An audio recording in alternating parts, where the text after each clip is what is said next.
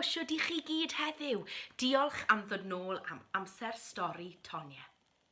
Heddiw, rydyn ni'n mynd I edrych ar stori o'r enw Pwtyn. A mae gan Clef Williami a mae'r trosiad gan Hedd a Non ap Emlyn. A dyma Pwtyn bach fi. Helo! Mwynhewch.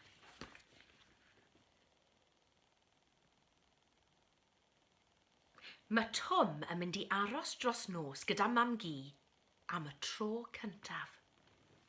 Ar ôl dod I hyd i'w ges bach o dan y gwely, mae'n dechrau pacio I bethau.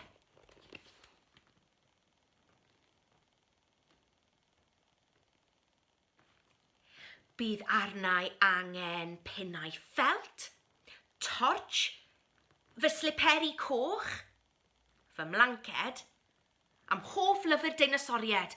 O, ac wrth gwrs, bydd angen Pwtyn arnau.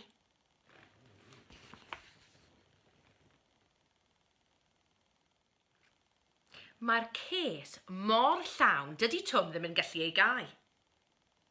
Felly mae'n tynnu popeth allan ac yn dechrau pacio eto, ac eto, ac eto. O'r diwedd mae'r ces yn cau ac mae Twm yn barod I fynd.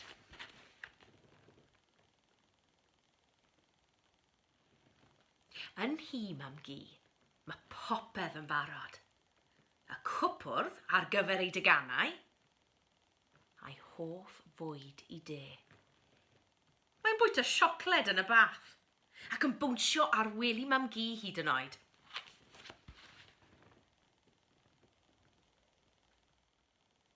Amser gwely, mae'n cael mwy o storïau nag arfer a llawer o swsys nos da.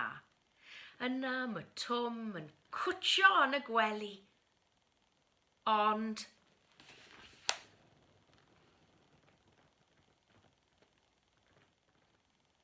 yn sydyn mae Twm yn cofio am Pwtyn. Ble mae Pwtyn? Dydy Pwtyn ddim yno. Dydy ddim o dan y gobenydd. Nac o dan y gwely. Dydy ddim yn y ces. O, rhaid ei fod wedi gadael Pwtyn gytre. Mae Twm yn cwtio yn y gwely eto. Mae e'n cau ei lyged ac yn trio mynd I gysgu.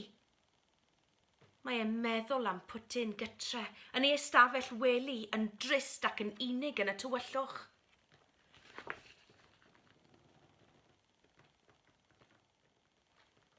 Dydy Pwtyn ddim yn gallu cysgu chwaith. O, ble mae Twm? Mae'n sibrwd.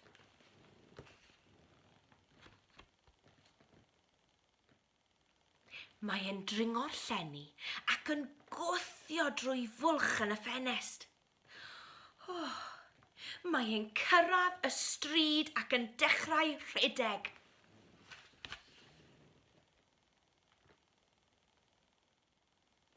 Rhaid iddo redeg a redeg.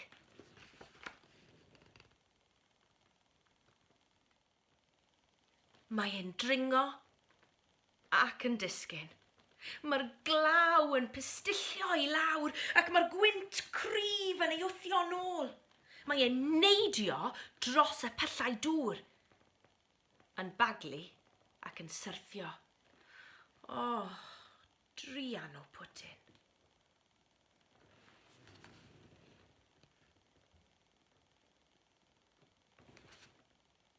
Mae Pwtyn yn oer.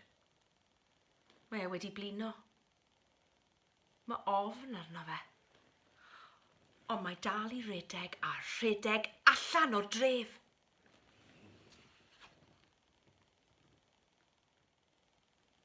Ymlaen ac ymlaen drwy'r goedwig dywyll. Mae wedi blino'n lan druan. Ond yn sydyn, dyma fe'n gweld tŷ Mam-gu.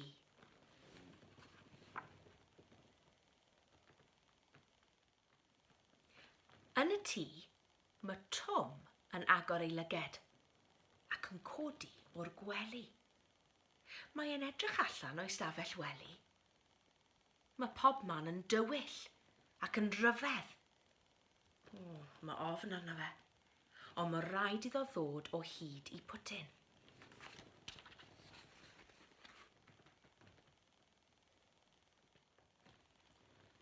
Yn dawel bach, mae Twm yn mynd i lawr y grisiau. Mae Mam-gu yn canu yn y gegin. Ti sy'n na, Twm? Mae hi'n gofyn.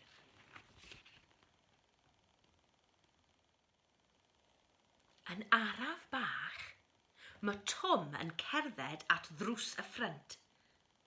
Ac yno, o dan y bocs llythyron,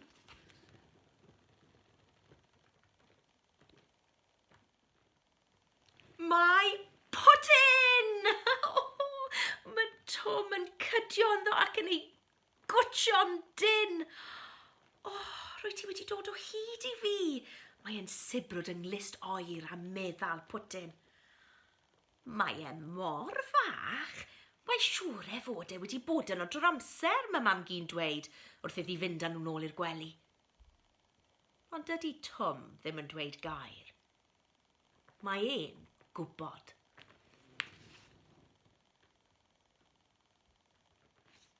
Mae'r ddau ohonyn nhw'n gwybod bod popeth yn iawn nawr.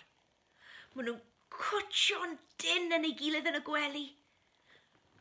Byddai'n edrych ar dy ôl di, am byth, mae Twm yn dweud yn dyner wrth Pwtyn.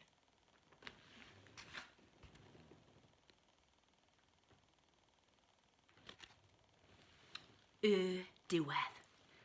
Hwyl am y tro.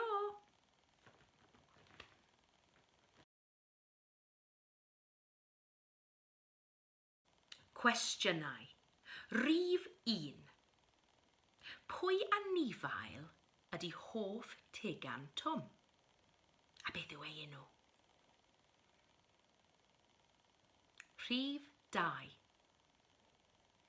Pwy mae Twm yn mynd i aros gyda dros nos? Rhif 3. Ble mae Twm yn ffeindio'r llygoden bach? Rhif 4. Odych chi'n gallu enwi cwbl o bethau mae Twm yn pacio yn ei ges? A rhif 5. Tynnwch lun o ges chi a stwff i mynd i gysgu dros nos.